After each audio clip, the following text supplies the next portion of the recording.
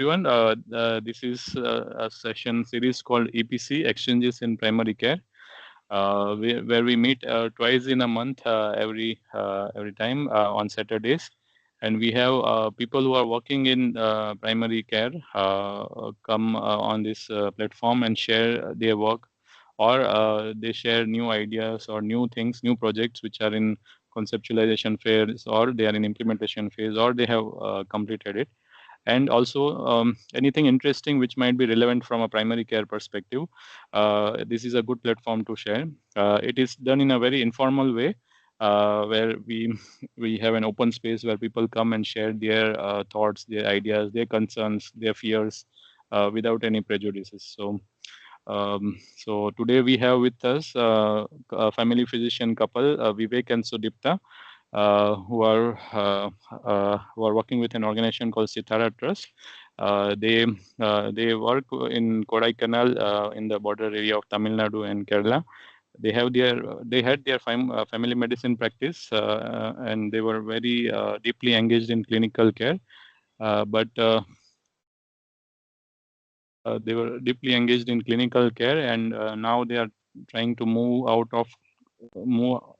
reduce clinical care and get involved in community health. So I think that journey of transition would be useful for many of us to know and learn from.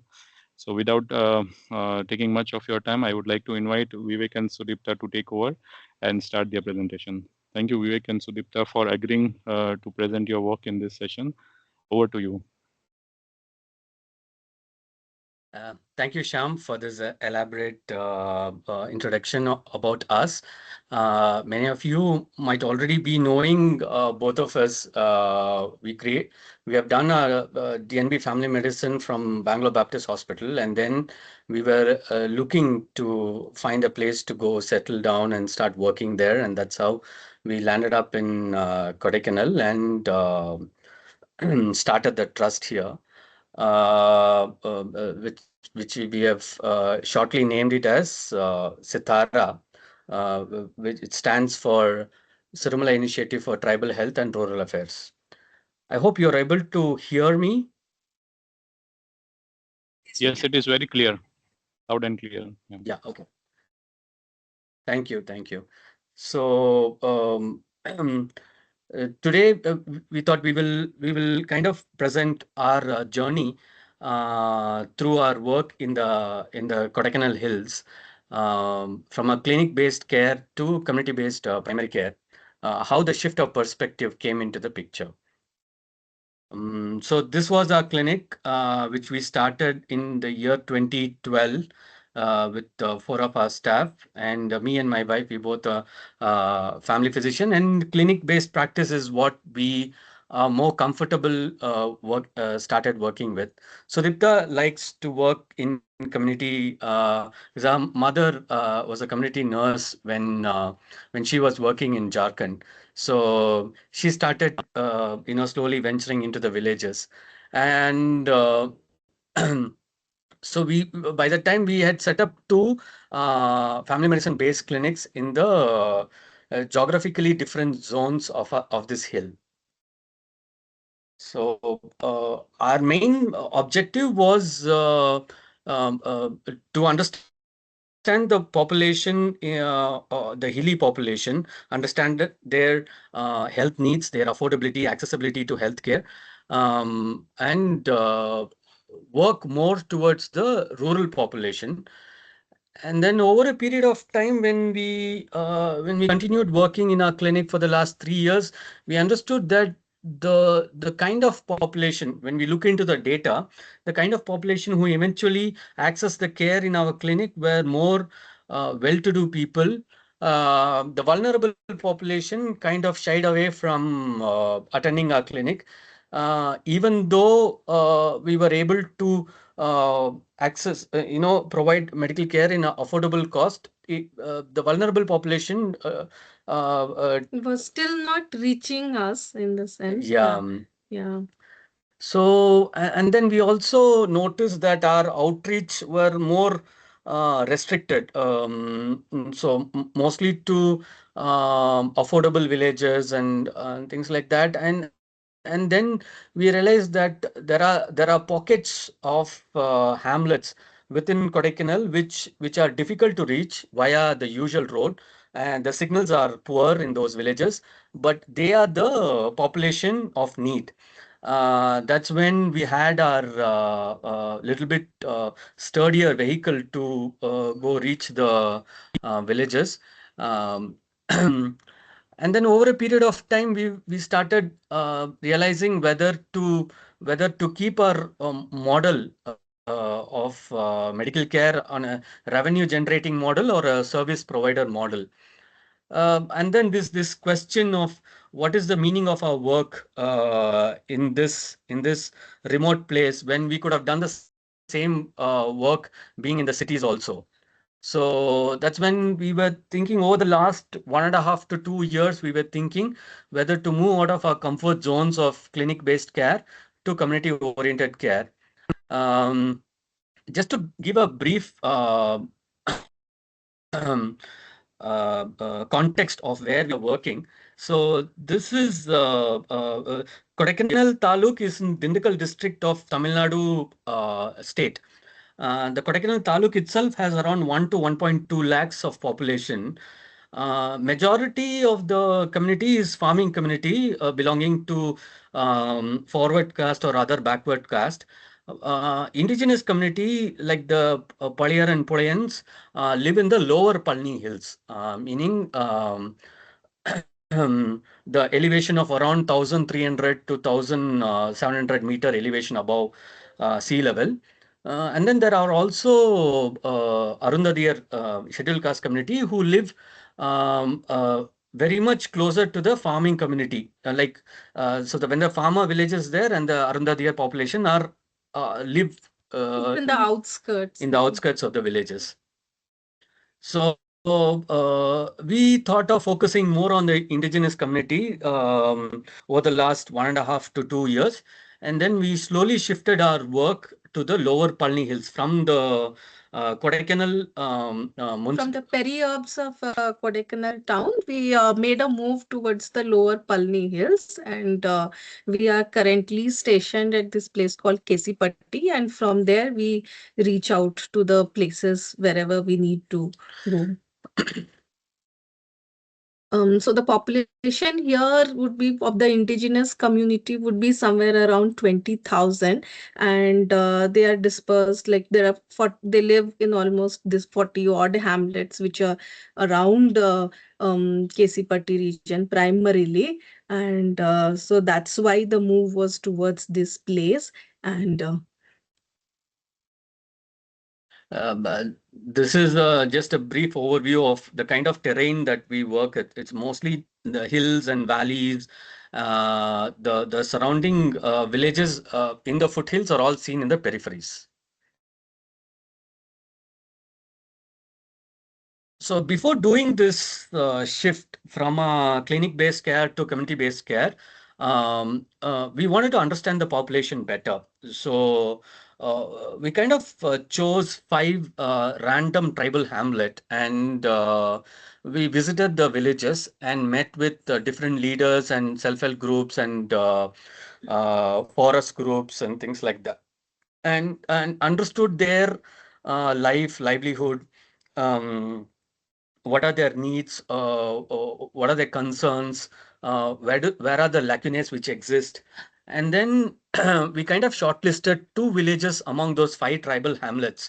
And then we continued to engage with them for over 6 months period by frequently visiting the villages, having a monthly sessions with them, kind of participatory learning on both sides, both for the organization as well as for the community, more so for the organization. So we were learning more from people about their livelihood, how they access healthcare, health-seeking behavior, what are the ways that they can get educated in the hills. Um, whether they go to the hostel in the foothills and stay, or they stay day scholars to the nearby schools, or they stay in the hostel in the. So we understood a lot of perspective, and then we understood there are quite a bit of existing support structures in terms of government PHCs, government hospitals, government balwadis, and government schools, which are functioning here. And then there are non-government organizations like Peak Trust, who runs hostels, evening tuitions. They also conduct medical outreach. There are other NGOs who work on forest rights, on entitlements for people, and also conduct training programs for vocational trainings, etc.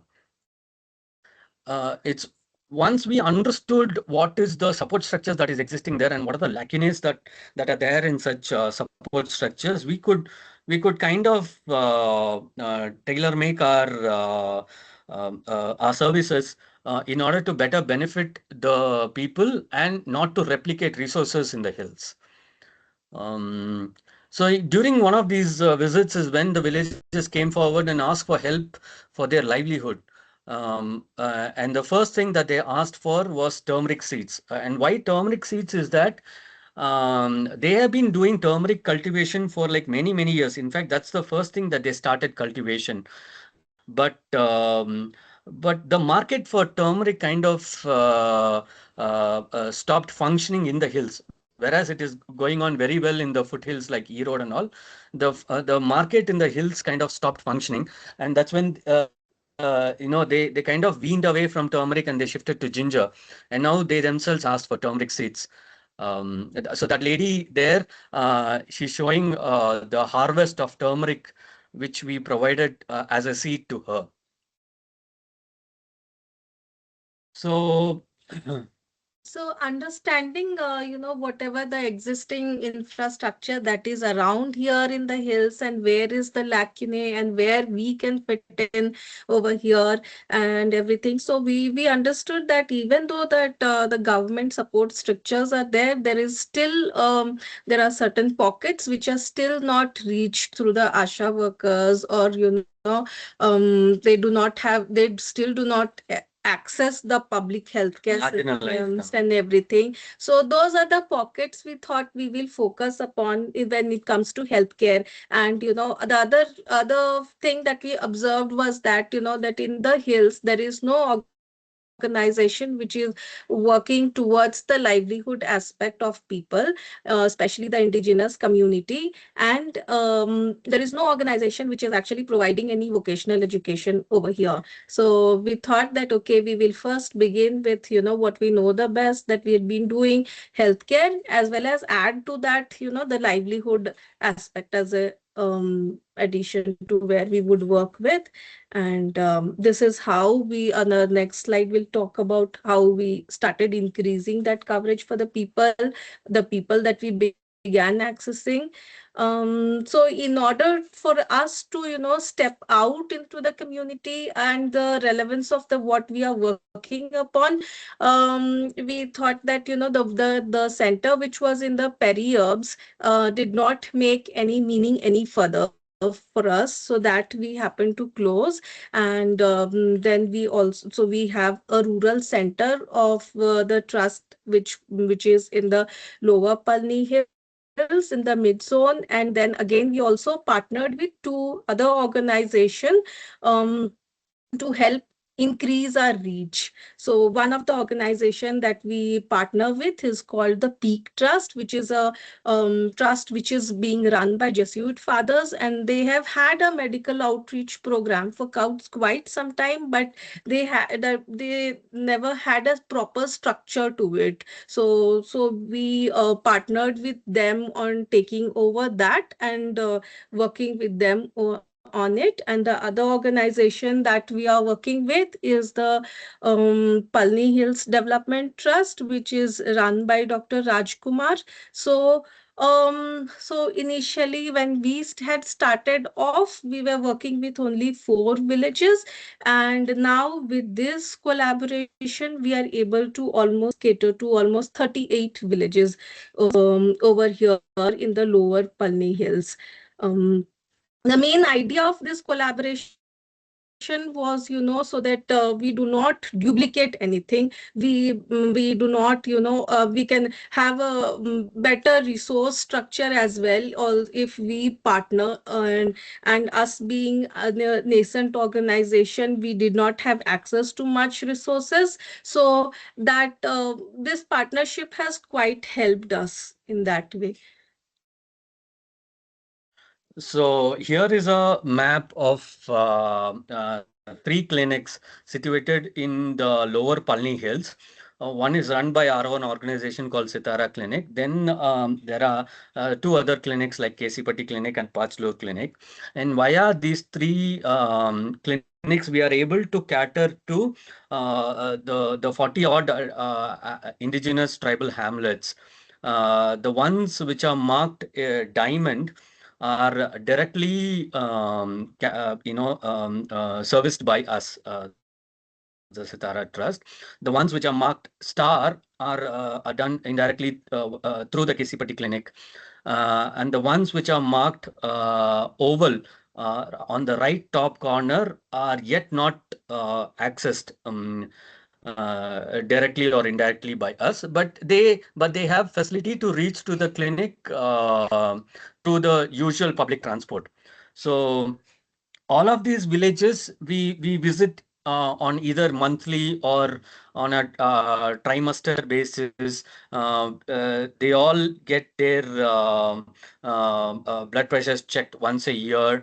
Anemia screening will be done. There will be a village level health worker on all of these villages. We have the list of all the chronic patients in all of these villages. And when we know to the when we go to the villages, we know why we are going there, and what are we expected to do there.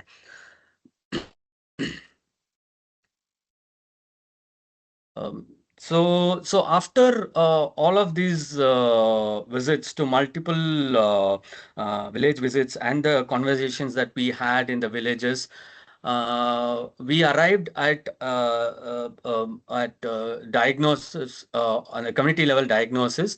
When it comes to healthcare, we realized that anemia is quite prevalent throughout the population of the indigenous community because of their inaccess to their older ways of forest foraging activity. So they used to get good quality tubers and honey and meat from the forest, which they are unable to access. They are dependent on public distribution system for their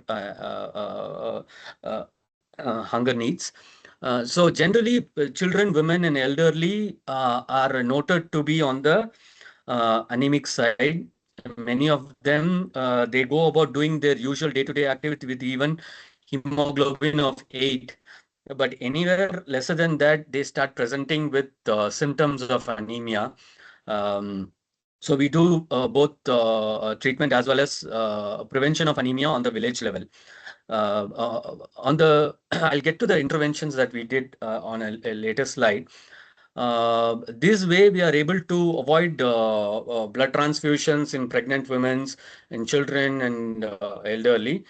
Even when they are sick, they are able to recover better. And then there is hypertension is quite prevalent on men and elderly, which leads to frequent cardiovascular events, and which worsens their disability also. And many of them will be seen in the villages with a stroke and unable to work, do their manual labor. So stroke and cardiovascular disease prevention is another important aspect of our outreach activity, which includes screening for hypertension, cholesterol, diabetes, and the likes of it.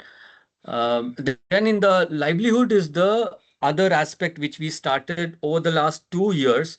And that's the one that people have asked for, particularly because the time and again we have noted our farmers mentioning to us how they've been exploited by the middleman by taking their land on contract basis or giving them lesser than market rate for their produce, or even disregarding many of their forest produce because they say it's not sellable in the market.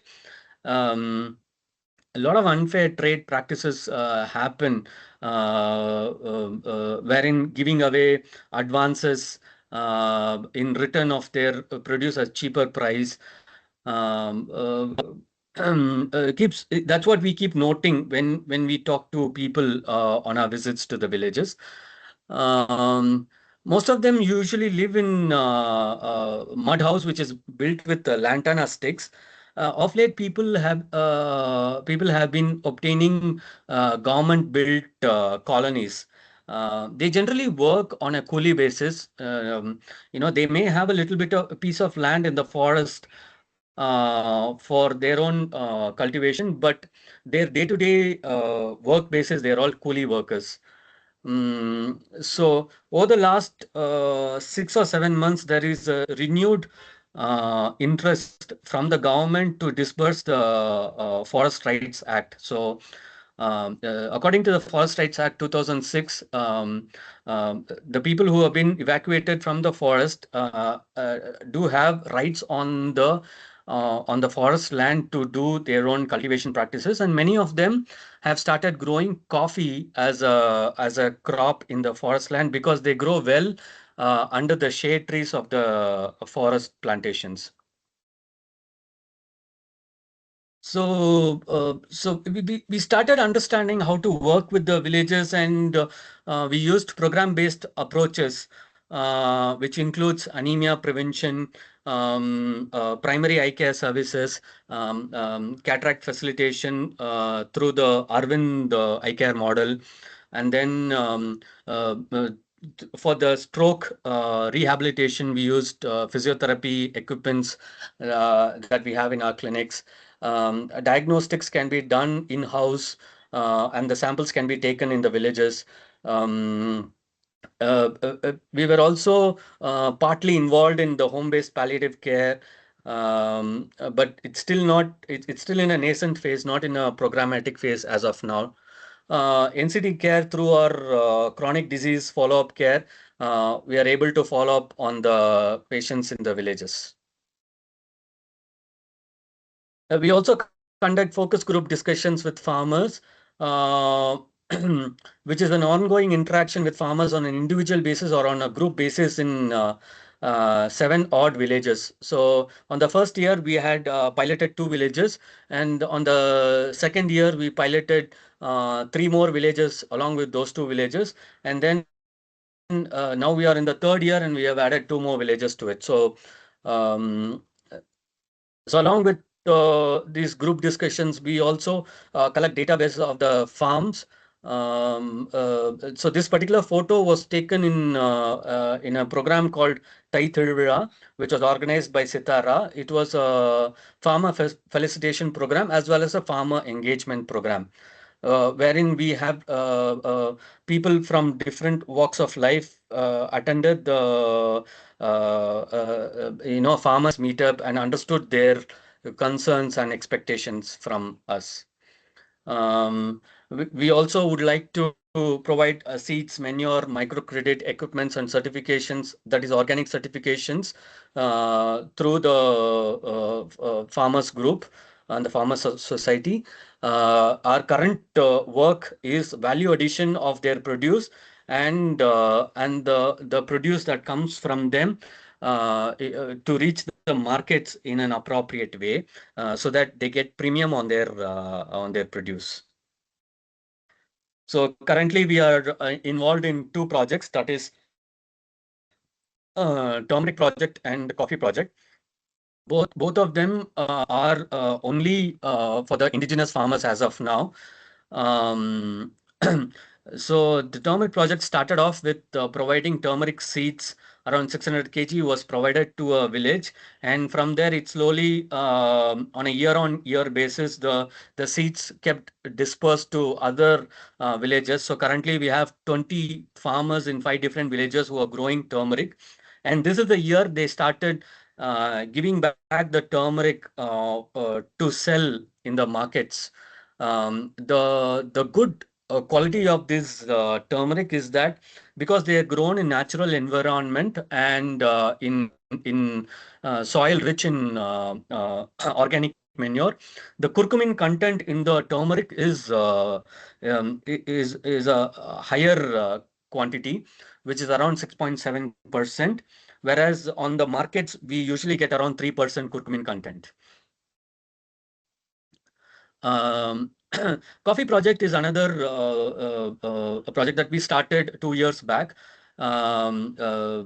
People for years and generations, they know how to grow coffee in these hills, be it estate coffee or in the forest coffee. And they grow quite resistant and robust varieties of Arabicas and Robustas and Chandragiri varietals. But we are involved in training their better practices, that is ripe cherry picking, value addition in terms of fermentation. So if you see the photograph on the right side is the coffee cherry which are ripe, and they have been put in the fermentation bin. And then once the drying happens in the shade, the packaging also is done in a premium way, and then it can be sold in premium markets. So the conscious, like-minded roasters source coffee from us, and they also provide premium for this forest produce. So, how do we see this shift of perspective from a clinic-based care to a community-based primary care? How do we see this going forward? We believe that every village needs to have resources and knowledge within themselves to grow independently. And hence we have started with this village level health workers meeting, and on the picture on the right side we are able to see 4 village level health workers who came for our third meeting so far, and and the constant touch with village level health workers and the partnership with them, and training them to be able to uh, uh, take care of primary care issues within the villages using the resources that is available to them, with improved knowledge of primary care diagnostics, can make them more confident in their work in the villages. So all of these village level health workers are from difficult to reach villages. They do not have public transport, and even private transport is very exorbitant. And when a person becomes ill, these people end up spending huge amount of their savings for medical care, including transport, medical expense, and food uh, to access care. Um, Going forward, we also would like to have groups within the villages called farmers interest groups. If you are able to have 10 odd farmers interest groups in different villages, the 10 groups can come together to form a farmer producer organization, which essentially uh, uh, uh, can build a large scale infrastructure program and credit program for the villagers. What we have noticed through our conversations with them is they have very poor access to credit, and they generally fall prey for the brokers and the gold loan lenders, and various other lenders. Uh, one of the most important thing we would like to look into these groups is the group dynamics and group cohesion.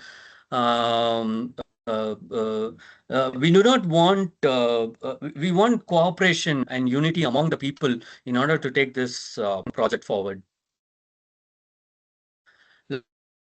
Life skill education is something that is very dear to me.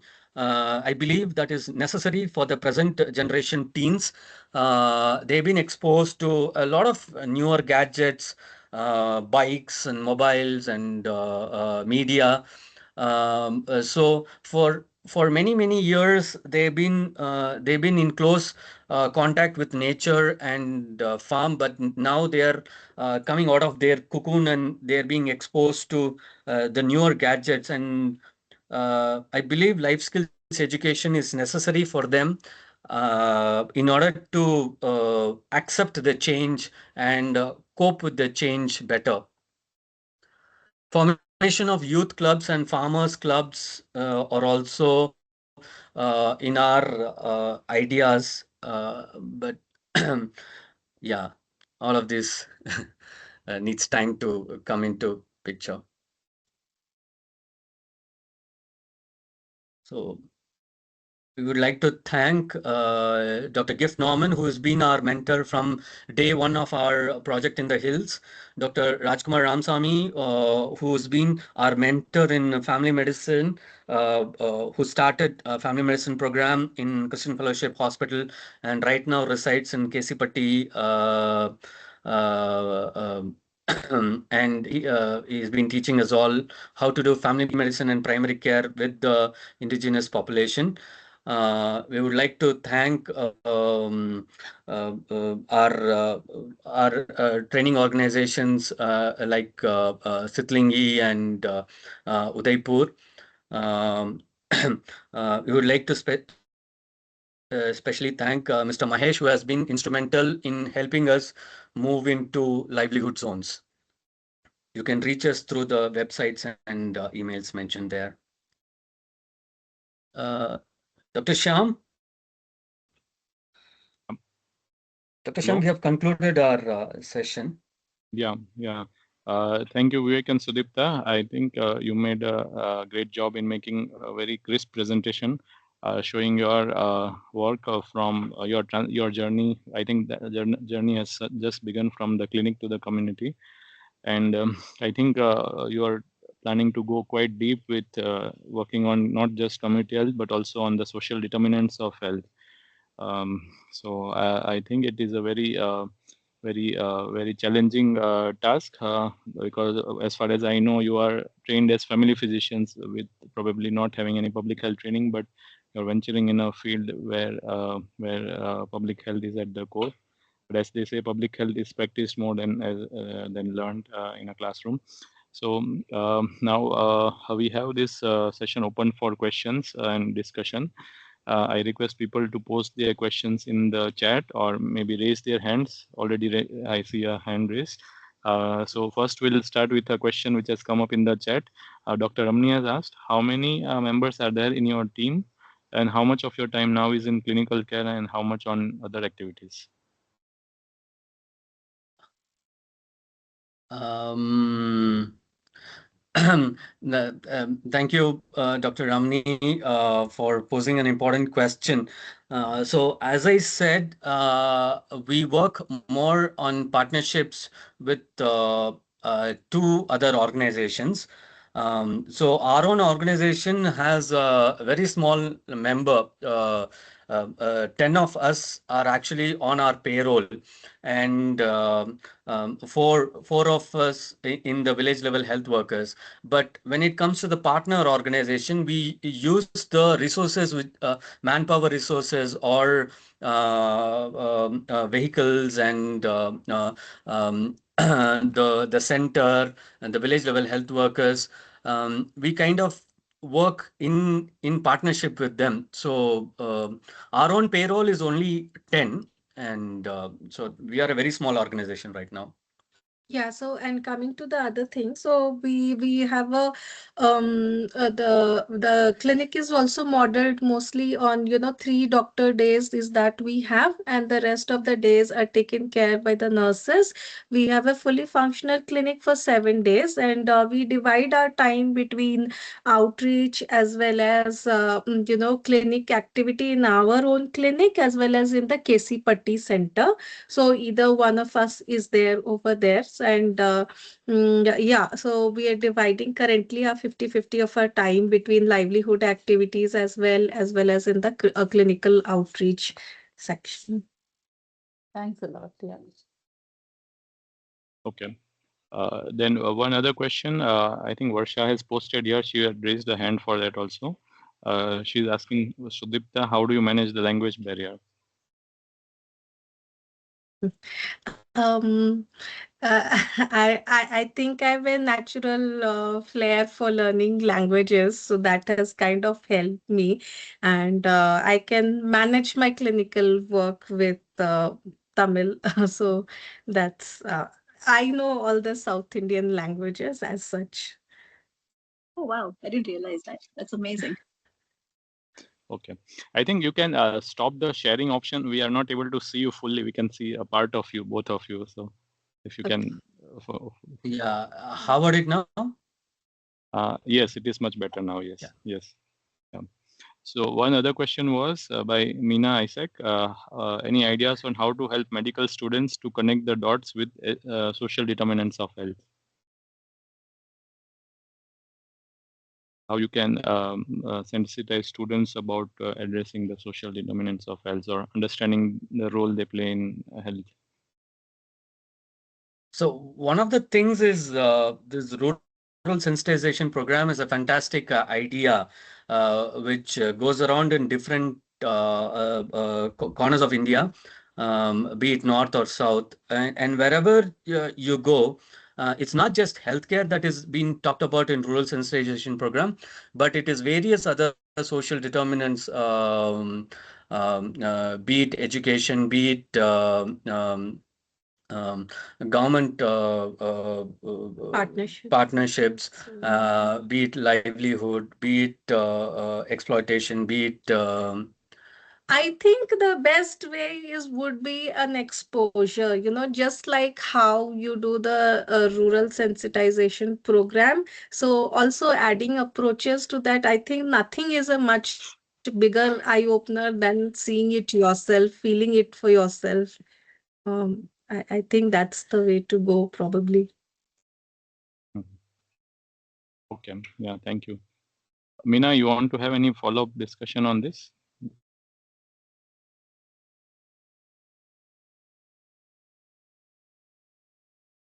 Please unmute your she's mic. You are muted. muted. Yeah. Yeah. You are muted. I've been with this question of social determinants of health, how to make the medical students connect the dot.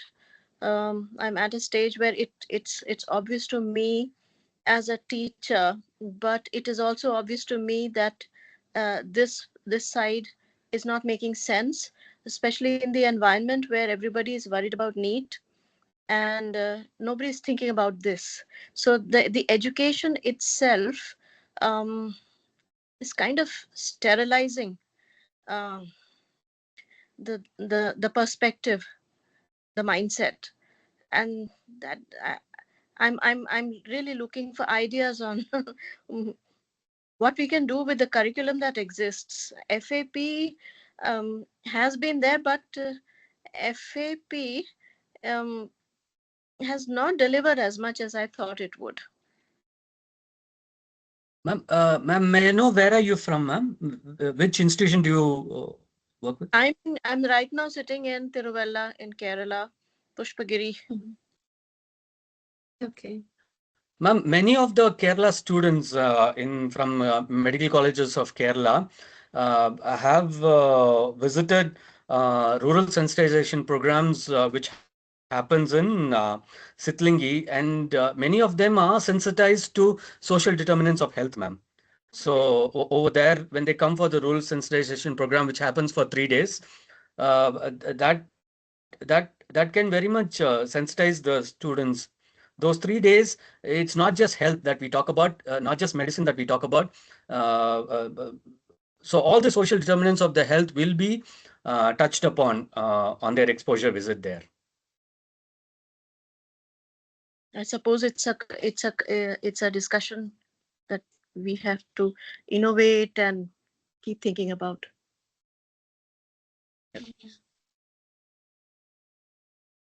Thank you. Thank you, ma'am. Yeah.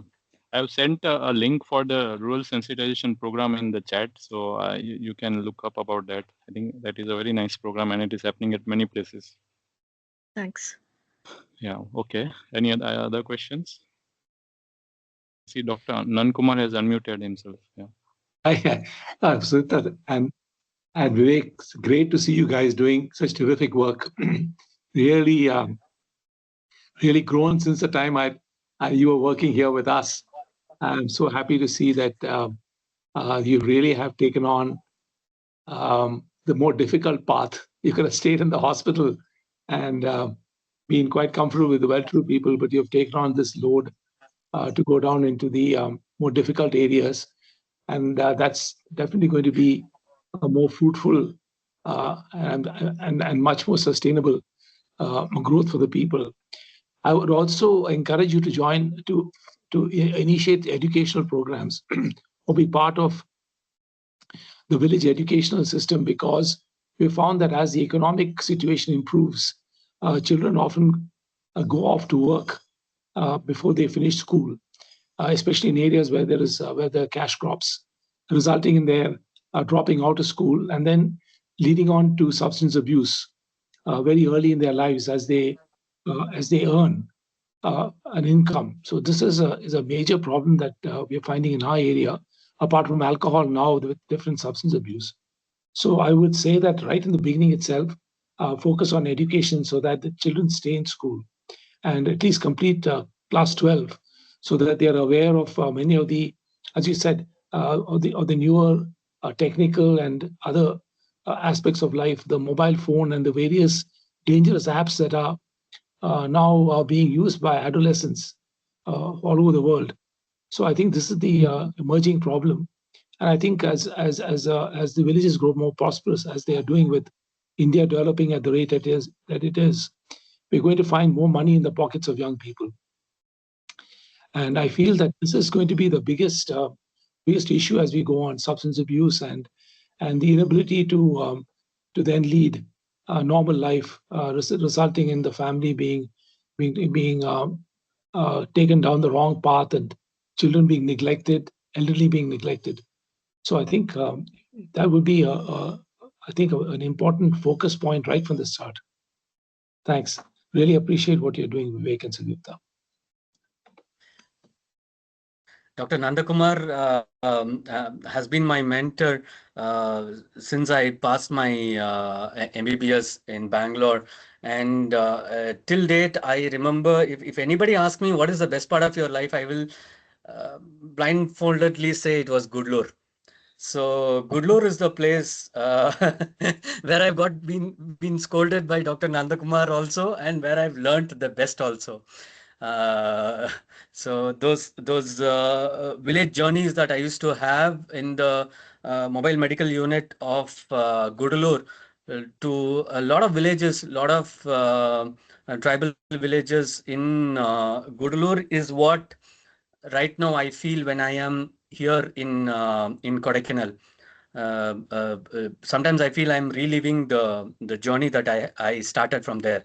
So, Dr. Nandakumar, you're right. You're very much point on when it comes to adolescence and the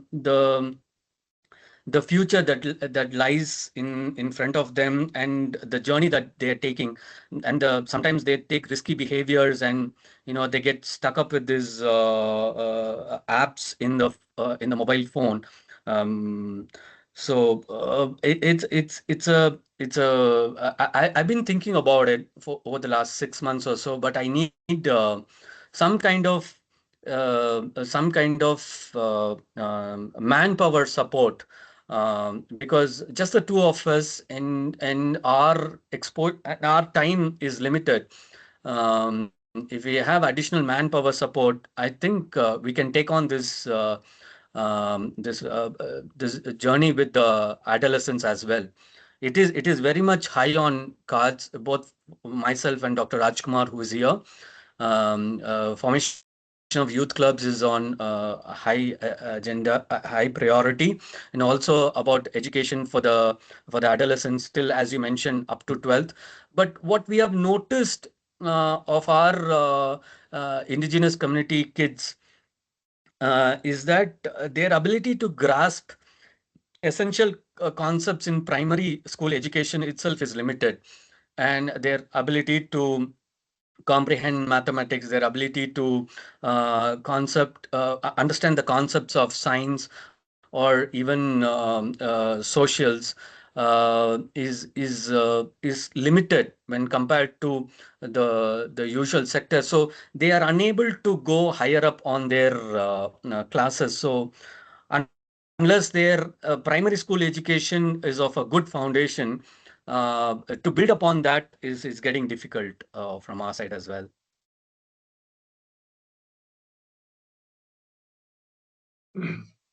Yeah, we've also discovered this is a problem here.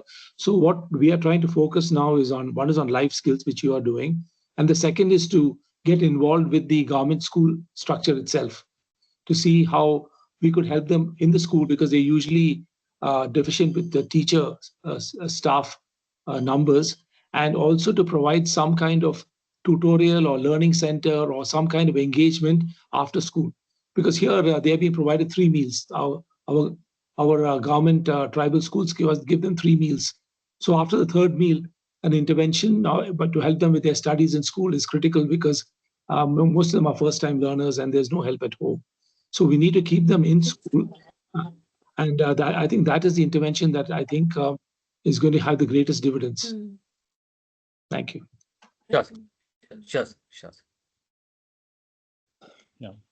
I had one question, Vivek and Sudipta. Maybe a couple of them. One was this thing that nowadays, as we are developing and our rural areas are also developing, what we see is that when we reach out to people in the village to conduct meetings or to organize them, generally there is a kind of disinterest, like people don't feel like coming and attending, or they don't want to be a part of any discussion. So just wanted to check with you, like, do you get such kind of experiences? And if so, how do you deal with that? Yeah. This happens time and again, even in our villages. So as I mentioned in the presentation itself, it is very essential for us to see the villagers' cooperation and unity from them as well. What I have noticed in the many different villages that we visit is when the village themselves do not have unity, meaning when the village itself is split into 2-3 different informal groups, that is when an external person goes and have a conversation with villagers, the people's cooperation is limited.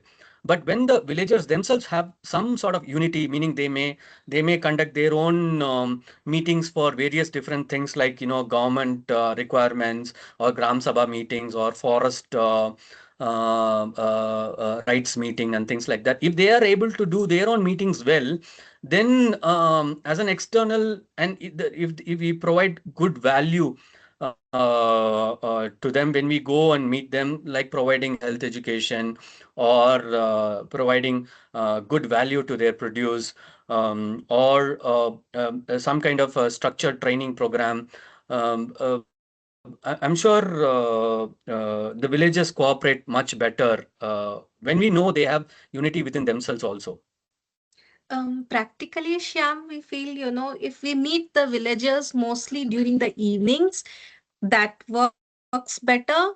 if we go during the mornings, they are busy with other activities, or they have their own farm activity to go to, or their work to go to.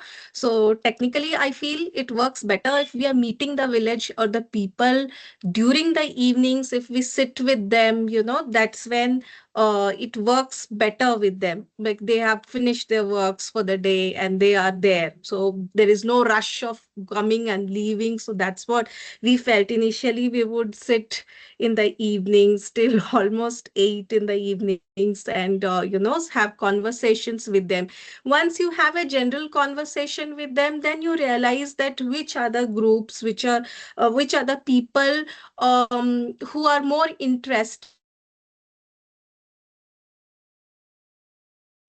in beginning with you, or working with you and things like that. So once a small group forms and you have identified who is the informal leader in that village, through them you'll be able to. So technically sometimes the political leader might be a different person, but an informal leader is a very different person. So one key person to reach through is that informal leader who comes through. And other thing also, we noticed that the villages where we have medical outreach programs, they cooperate, or they know us better, they have their trust better on us than the other fresh village that we go to and make an entry into that. So these are practical things that I have felt in our journey.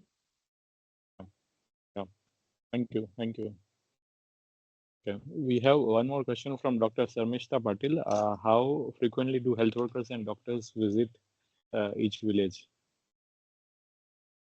The health workers actually stay in the village. The team of doctors and nurses, they visit the village. If it is a very remote village, sometimes once a month, or if it's a accessible village, it might be once in 3 months. It's not a very structured way, but it all changes according to the needs from the villages. Yeah, so some villages are on the roll of 2 monthly once village. Some villages are on the roll of monthly once we go, and there are some villages where are 3 monthly once where we go. But yeah, and however, we have the health workers meeting, trying to meet the doctor.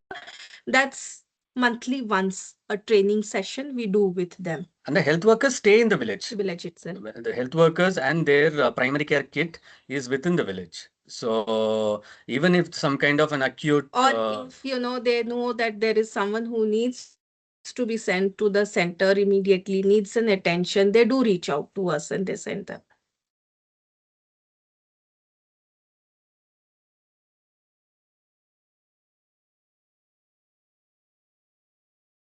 Any other questions?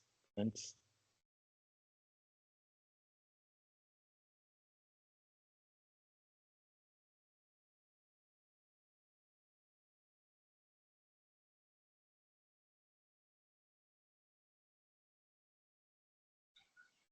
Okay. We have a lot of people from many different places. So one other discussion which was happening in the chat along with your session was that, as you mentioned about stroke and hypertension in your communities as an important morbidity, we have been seeing in our place in Dangs in Gujarat also that stroke is one of the major contributors to mortality, and undiagnosed untreated hypertension is also quite significant. And at the same time, we are not able to see the traditional risk factors in this group of patients with hypertension and stroke. So, so any clues on why is it that way? And one other discussion which came up, I think Varsha said, that suggested that it would be a good idea to have a study to understand the epidemiology of hypertension and stroke in these areas. So yeah, any thoughts on this, or anybody else also, if they want to comment, please feel free to join in. I think this is to go into why it's more in the tribal community. I do not know, but yeah, out of experience that we see, more than diabetes comorbidities, we are seeing that, hypertension is more prevalent with them. I think screening is the best way to go go about it. That's why we want to train our village level health workers to be, doing a screening for everybody who is above, 30, or even, to screen beforehand, and then, figure out who who is more prone to be get, I mean, so to figure out this, that there is hypertension prior hand itself, and then once you identify, we try to reduce the risk factors by having, helping, that we are doing the screening for cholesterol and everything yearly basis, so that, other risk factors like dyslipidemia, etc., can be ruled out. Smoking prevention. Yeah, smoking prevention is also something in our, like when we do the screening sheet, we do take time to help them with, to do the motivational interviewing for smoking prevention as well. That's also one focus that we are having on. So Answering actually your the question, discussion- Shyam, we have no clue why hypertension is so prevalent in our communities. I think a study will make a lot of sense. Yeah, because the traditional risk factors like overweight, sedentary lifestyle, yeah, even in our case, smoking is also very rare. So those kind of factors are not seen. So only thing what we are able to correlate in some cases is the stress levels. What we see that when we have a patient with stroke, there are some significant stressors or distress going on in the family, but then we don't have the epidemiological data to create some association or causation. I think Dr.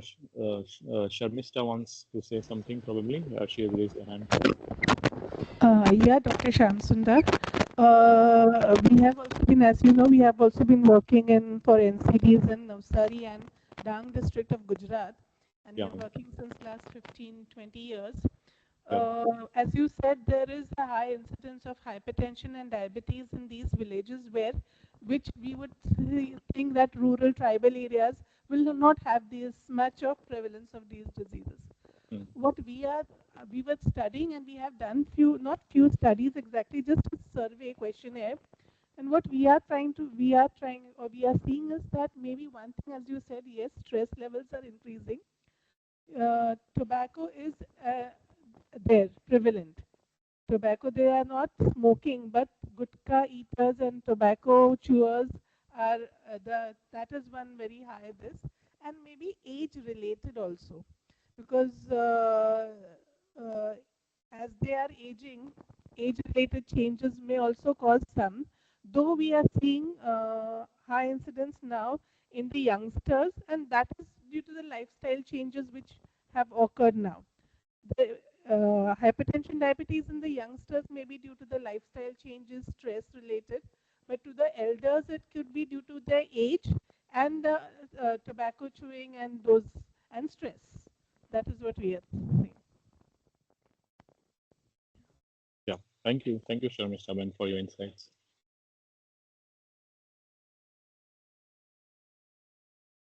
Okay, any other comments? Any other questions?